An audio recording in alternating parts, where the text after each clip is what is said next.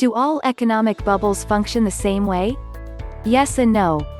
They all start with an overinflated sense of value of something, whether it is real estate or tulip bulbs, as was the case when in January 1637's Holland a single tulip bulb could cost as much as the equivalent of 10 years' wages for a skilled craftsman.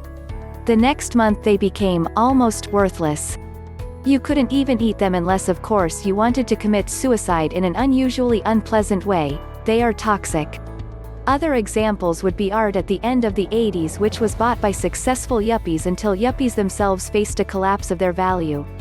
But not all bubbles function in the same way.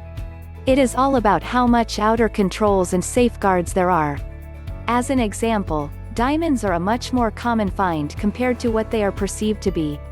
But their value has been inflated compared to what they would cost if the sale and information on how common they are hadn't and isn't being repressed. Not completely buried of course, but by limiting the number of diamonds on sale at a given moment and by using ads that confer a sense of exclusivity to them.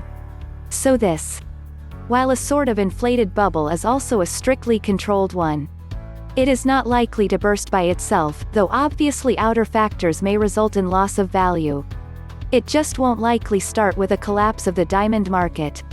We are in fact in the middle of a small collapse right now, but it is due to the effects of the coronavirus. I guess people don't go to fancy parties as much and so don't feel the need to buy diamonds, not to mention that many are now without jobs and most won't prioritize buying diamonds over buying food. Other factors also play in when it comes to the size of the bubble and the ripple effects that inevitably occur when the bubble bursts. So if there is a reasonably amount of government control, bubbles won't become as big, nor will they cause as much damage when they collapse. One factor is the amount of free money available to buyers. The more there are, the bigger the bubble. People like to spend money and are often happy to pay ridiculous amounts for something they never would have considered buying, or at least considered buying at a particular price if they feel they have a lot of cash in hand. Another is how much reserves banks are legally required to have. If the reserves are big, they work as a levee towards the ripple effects as the bubble bursts. Not only are the companies and buyers directly involved in the market that just collapsed, but everything else in the economy, because if something becomes worthless, then those loans that were secured by it also becomes worthless. And if the lending institutions start collapsing, there goes the savings that the ordinary Joe and Mary has in their accounts also become nearly worthless unless secured by the state. Etc. etc.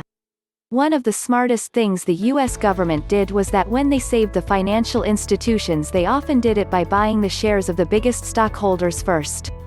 That way those responsible would not profit from the save. Note that these stockholders were not forced to sell, they were simply given a choice: keep your stock and see it become worthless, or sell at a price slightly above current market value, but decide quickly because prices are plummeting and we won't put any extra money in the company until you are gone. I find that brilliant.